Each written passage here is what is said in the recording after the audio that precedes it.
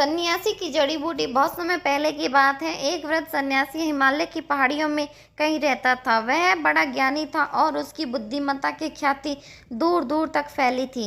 एक दिन एक औरत उसके पास पहुंची और अपना दुखड़ा रोने लगी। बाबा, मेरा पति मुझसे बहुत प्रेम करता था, लेकिन वह जब से युद्ध से लौटकर आया है, ठीक से बात तक नहीं करता है। युद्ध युद्ध लोगों के साथ ऐसा ही करता है। सन्यासी बोला, लोग कहते हैं कि आपकी दी हुई जड़ी बूटी इंसान में फिर से प्रेम उत्पन्न कर सकती है।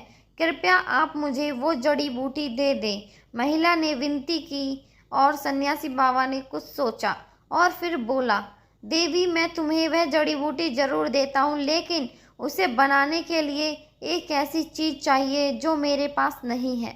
आपको क्या चाहिए, मुझे बताइए, मैं लेकर आऊँगी।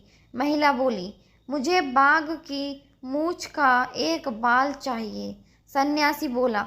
अगले दिन महिला बाघ की तलाश में जंगल में निकल पड़ी। बहुत खोजने के बाद उसे नदी के किनारे एक बाघ दिखा।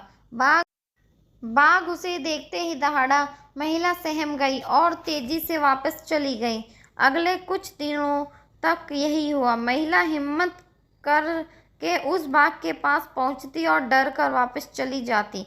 महीना बीतते बीतते बाघ को महिला की मौजूदगी की आदत पड़ गई और अब वह उसे देखकर सामान्य ही रहता। अब तो महिला बाघ के लिए मांस भी लाने लगी और बाघ बड़े चाव से उसे खाता। उनकी दोस्ती बढ़ने लगी और अब महिला बाघ को थपथपाने भी लगी और देखते ही देखते एक दिन वो भी आ गया जब उसने हिम्मत दिखाते हुए बाघ की मूंछ का एक बाल भी निकाल लिया। फिर क्या था, वह बिना देरी किए सन्यासी बाबा के पास पहुंची और बोली, मैं बाल ले आई बाबा, बहुत अच्छे। और ऐसा कहते ही सन्यासी बाबा ने बाल को जलती आग में फेंक दिया। अरे ये क्या बाबा, आप नहीं जानते इस बाल को लाने के लिए मैंने कितने प्रयत्न किए हैं और आपने इसे जला दिया। अब मेरी जड़ी बूटी कैसे बनेगी? महिला घबराते हुए बोली।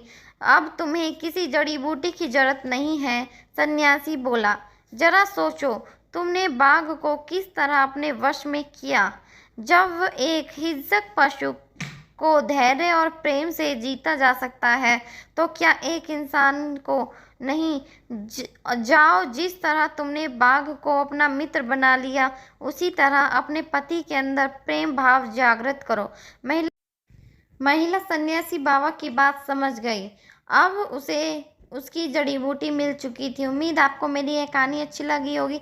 अगर अच्छी लगी है तो प्लीज़ कमेंट करके बताएं और मेरी वीडियो को लाइक करें, शेयर करें और मेरे चैनल को सब्सक्राइब करें। धन्यवाद।